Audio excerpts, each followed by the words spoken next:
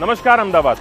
આપણે સૌ જાણીએ છીએ કે 27/6 રોજ ભગવાન શ્રી જગન્નાથની 148મી રથયાત્રા નીકળવા જઈ રહી છે અને રથયાત્રા એટલે માનવ મહેરામણ।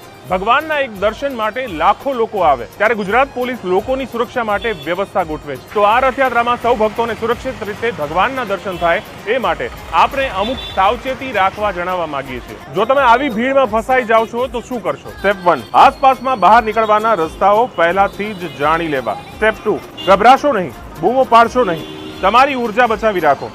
તમારી ઉર્જા હશે તો તમે બહાર નીકળી શકશો। સ્ટેપ 3, બોક્સર પોઝિશનમાં ચાલો જેથી પડવાથી બચી શકાય। સ્ટેપ 4, ભીડથી બહાર આવવા માટે ત્રાંસા ચાલો। સ્ટેપ 5, સાંકડી જગ્યામાં જવાનું ટાળવું। સ્ટેપ 6, જો તમે પડી જાઓ તો પોતાનું માથું અને છાતી હાથથી બચાવો। સ્ટેપ 7, જાહેર જગ્યાઓ પર ભીડ થાય એ પહેલા જ નીકળી જવું।